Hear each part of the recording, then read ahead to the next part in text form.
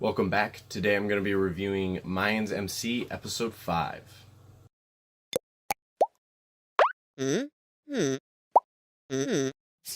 So this episode is definitely my favorite episode so far. I can now definitely say that I'm a Mayans fan. Uh, you know, every show it takes a little bit to get into. I was just, the first couple episodes, I was getting into it, learning about the characters, learning about the story. And at this point, I can say I'm a Mayans fan. I like it. This episode, I give it like a 9 out of 10. I really liked it. We had a whole lot of cool developments in this episode. And one of my favorite things that was very low key was the possum in this episode. This possum came around, he was around Ezekiel every time. You first see him walking across the road, and then Ezekiel's driving his motorcycle, and then the possum plays dead. He drives right past him. And then he pops up again when Ezekiel is talking to Miguel after Miguel found out that Ezekiel snuck into the hospital to see his wife Emily to make sure she was okay from her injuries from the last episode. Now, I was trying to figure out, I was just like, what's the meaning of this possum? And so I went ahead and did some Googling, and I found this little article that says some stuff. So as we know, possums play dead to ward off predators. And I think that's a big tell for this episode because Miguel is catching on to Ezekiel being fond of his wife, because they have a history. And the possum was around Ezekiel like this whole episode, especially when he was around Miguel. And then the rest of the Mayans are catching on to Coco and starting to figure out that something is up with pretty much all of them who are involved with the rebels. Catching on in a sad way because Coco was just, had the interaction with his daughter last episode. And Chucky saw that, but then, of course, he didn't necessarily remember what her face looked like. And then he said, well, I don't know, could have been the rebels leader, from seeing the picture. So it's got in a tight spot, even though it's like, oh, that's not what it was. But yes, he is involved with the rebels leader. So I do believe that the possum is kind of being like a, hey, time to play dead. But with I Googled possum symbolism and stuff like that. And this is what I found online. It says, when he says she is not playing possum, playing dead, this creature endeavors to come up with an alternative plan for difficult situations that doesn't require fighting. Based on this one, potential symbolic meaning for possum is having effective strategies and projecting the image you want people to see. Whether it's playing dead so that struggles retreat without aggression or baring your claws and pretending to be fearsome, both aptitudes come in very handy in life. In nature, the possum cannot see at birth. This forces the young animal to go on instinct and really hone their senses for survival. So while the possum spirit may not appear very impressive initially, he is an excellent guide for developing your own senses and uncovering elusive truths, including spiritual ones. And with the fact of possums being blind at birth, in a way, you could say that that is a big parallel to Ezekiel. Considering he was thrown into prison straight out of high school, his early life of adulthood, he was blind. He was thrown in prison. He was very confused. He didn't know what to do. He had his struggles with Emily, broke up with her because he thought his life was just over.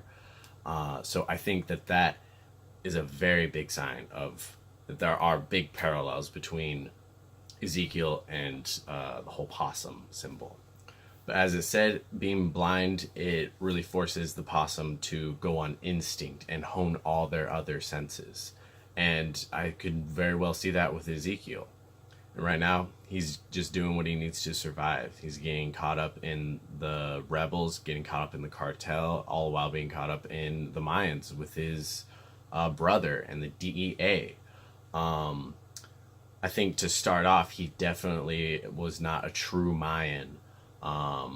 But I think he is slowly growing to become like a real Mayan, and he's going to eventually take the club to heart. But he's just trying to do what it takes to survive. He's helping his family, he cares about them, and he's going to do whatever it takes, whether it's playing all sides of the spectrum And there are many sides, as we have seen in this show. So we'll see how that plays out. But one of the more exciting points of this episode was Angel getting them to start working with the ex-military dude. I don't remember his name. But them doing the task for him to earn trust to go across the border and get this guy back that he wanted. But then being caught by the state police of Mexico. And then, of course, them being dirty cops and the whole get the rebels to then come help. That definitely took quite the turn. It wasn't super surprising, but dang, was that hardcore. And of course, we knew that it wouldn't be just an easy, here's the money and done, even though it kind of felt like it was going to be sort of. Somehow they kind of still kept me surprised with the fact of the rebels being there and then just killing all of these crooked cops. That was, like, these are kids shooting guys in the face, and it's like, you just kind of don't know how to feel. Like, that's something. Like, of course, these kids have definitely been through a lot with, their own families being murdered by the cartel, and that's why they're part of the rebels. But just seeing them kill these cops with, like, not much of a blink of an eye, that was something. It's sad, but yet badass at the same time. So a lot of conflicting emotions right there. But then the end of this episode with Emily going to Ezekiel and kind of confiding in him, and them pretty much showing that they both have feelings for each other, and her talking about how she feels guilty about that, like, maybe this is like kind of karma, her son being kidnapped because she had an abortion just to get back at Ezekiel because she was mad.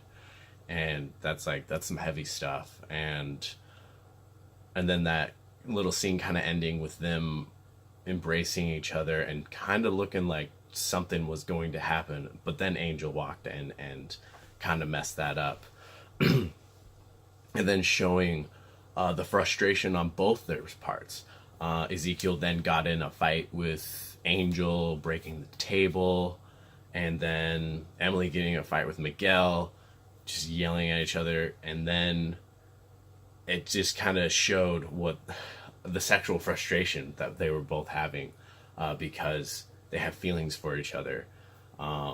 Emily, after literally getting beat by Miguel, just turning to him and having sex with him, and you can see that she still had that pent up sexual frustration because of seeing Ezekiel, and that was part of the reason that she ended up doing that.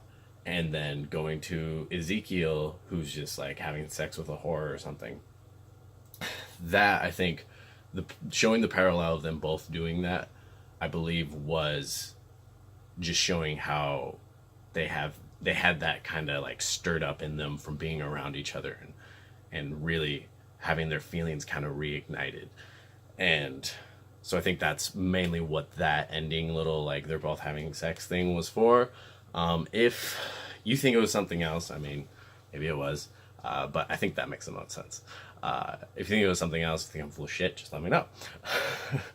And then we got a taste of what Ezekiel's dad used to do, and what he's willing to do to keep his son safe. He threatened the DEA officer, who is Ezekiel's cousin, about his own family, being like, don't fuck with my family or I'll fuck with yours. That was like, ooh, he's got it in him still. He's pretty much looking for a reason to go off. He doesn't want to go off, but he's ready. So that was really cool. And then we also found out, of course, what his past was. That makes sense. Pretty cool. This was a heavy episode, but definitely my favorite episode. And I'm really wanting more after this episode. I'm really pumped off the show now. Like, I'm ready to go. But hey, that was my review for Mayans MC episode 5. If you liked it, hit like, subscribe, hit that bell icon, and keep in tune, because I will continue to be doing these episode reviews for the rest of the season. But I really want a conversation to be going about this. I want you guys to comment and let me know what you think of my thoughts, my theories. If there's a big a reason as to why maybe some of my thoughts are wrong, I would love for you to let me know, because like someone actually did let me know that a couple episodes ago I reviewed, and I was thinking that Emily's son was also Ezekiel's son, but that whole time is off because he was in prison for 8 years, and yeah, so definitely not a son, and she obviously talked about getting an abortion this episode while they hinted at it before. So yeah, definitely not their son. It is hers and Miguel's. But then there is also the other question of who is Miguel's older brother, because Kurt Sutter fashion, he's not just going to be like, oh yeah, you had an older brother that got kidnapped. Not going to touch on that anymore. So very curious if we've met this character, or if this character will come into play later this season or maybe another season. Either way, the show did get picked up for a second season, so I'm super pumped about that. Hey, and thank you for watching. Share the video with fellow Mayans fans, and maybe get some of their opinions involved. I would love to get more opinions because I'm a big fan of this show. So let's keep the conversation going. Thanks.